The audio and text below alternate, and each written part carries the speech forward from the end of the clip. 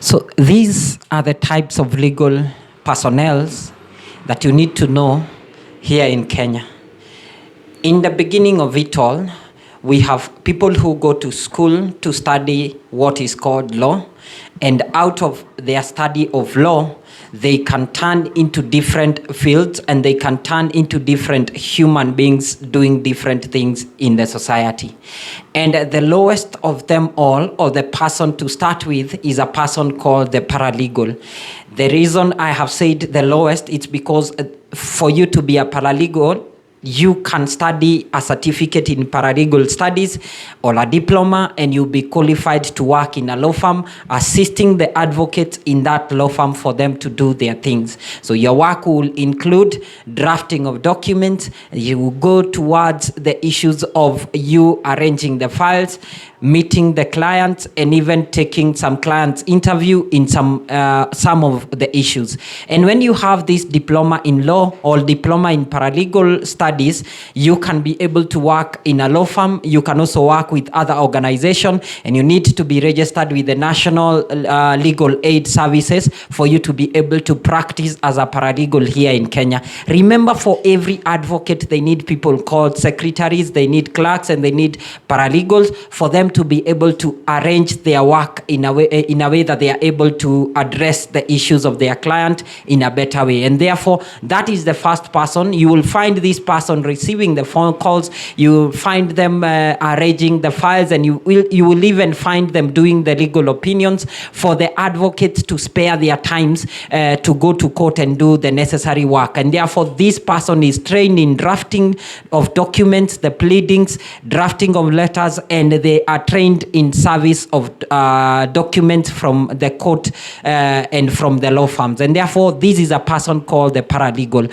If we move from the paralegal, we can go to another person called the lawyer. And this is a person who has studied a degree in law.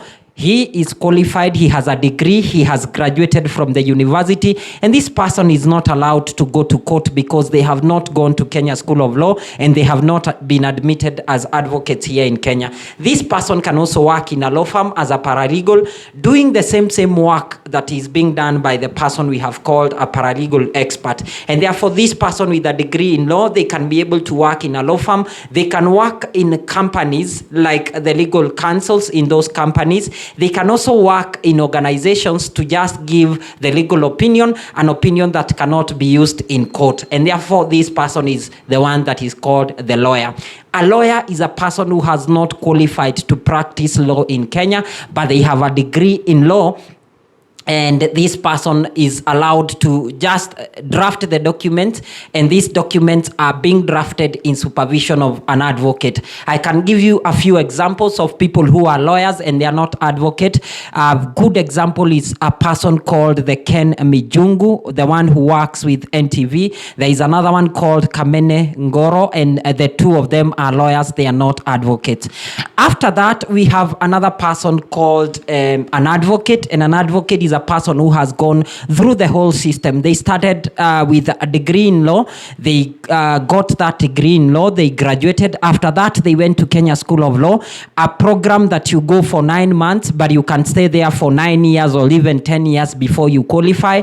And after the Kenya School of Law, you have to petition the Chief Justice to admit you as an advocate in Kenya. And when you sign the role of advocate and your name is entered in the role of advocate, then you become an advocate and you're allowed to practice law here in Kenya. Remember, even when you are admitted as an advocate, and this is very good for the clients to know, you must be able to renew your practicing license for you to be allowed to practice law here in Kenya. So you might find someone who has a law degree, they have qualified as an advocate, but they have not renewed their practicing certificate, and this person, anything they do will be declared null and void because they do not have a practicing license or certificate that allows them to go to court, to draft documents, and even to advise clients on legal issues. And therefore, this advocate must continue to renew the PC practicing certificate every year. after you get admitted as an advocate, you have to practice for 3 years for you to be able to get another stamp that is called the commissioner. And when you practice law, you have to show that whatever you have been doing, you have not eaten the client's money, you have not retained any money illegally, and you do not have any disciplinary cases with the disciplinary tribunal or commission. And therefore, after you petition the Chief Justice, the Chief Justice is going to appoint you as a commissioner for oath here in Kenya.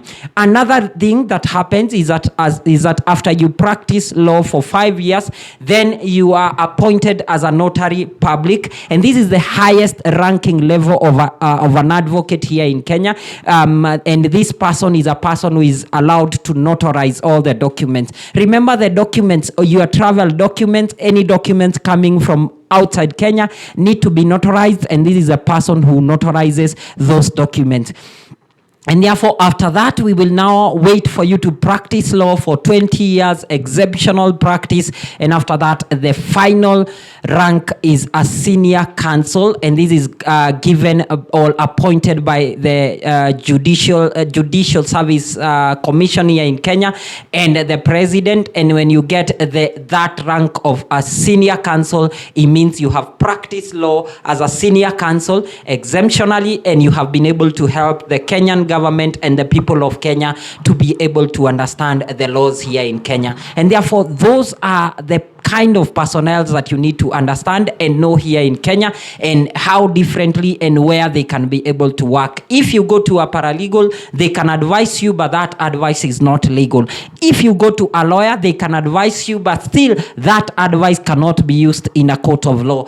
If you go to an advocate, now that advice is proper and can be used against you or against the advocate in a court of law. And after that, you will go to this lawyer who has practiced for more than 3 years for them to commission your documents. And after that, you need a notary for them to notarize your documents. And after that, there are cases that can only be done by senior counsels here in Kenya. My name is Nderu. For this and more, continue following us.